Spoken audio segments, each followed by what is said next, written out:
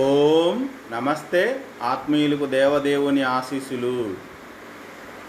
ఆశ్వీజ నవరాత్రి శుభాకాంక్షలతో రెండవ రోజు అమ్మవారి యొక్క రూప అలంకరణ బ్రహ్మచారిణి. ఈ ధ్యాన శ్లోకం ఏమి అంటే, దదానాకర పద్మాభ్యాం అక్షమాలా కమండలు దేవీ ప్రసీదతు మయి బ్రహ్మచారిణ్యనుత్తమా అనేది ధ్యాన శ్లోకము. అమ్మవారిని ఈరోజు బ్రహ్మచారిణి అనే పేరుతో ఆ రూపంతో ఆరాధన చేయడం అనేది జరుగుతుంది. సాధారణంగా పెళ్ళి కాని వ్యక్తులను బ్రహ్మచారులు అని అంటారు.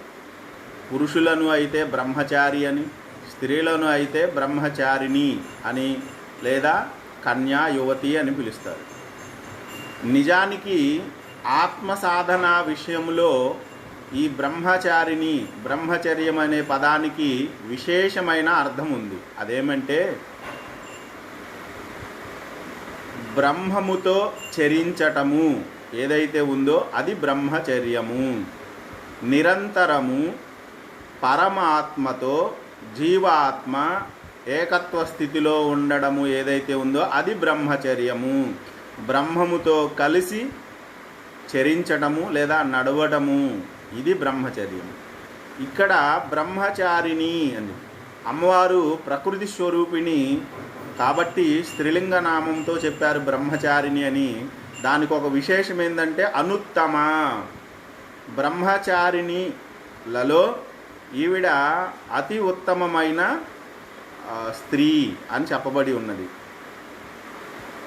ఇక్కడ మనకి సమాజంలో కనిపిస్తున్న ఒక వర్గములో యజ్ఞోపవీతము లేదా బ్రహ్మశిఖ అనేది ఉండడం జరుగుతుంది. ఈ రెండు కూడాను బ్రహ్మతో నిరంతరం అనుసంధానమై ఉన్నాము అన్న అంశాన్ని తెలియజేసేవే అని తెలుస్తోంది.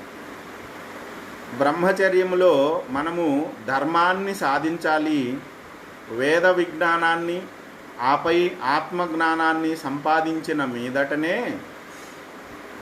లోక సంబంధమైన వ్యవహారాలు అయిన గృహస్థ ఆశ్రమ ధర్మాలని చేయడం అనేది ప్రారంభించాలి.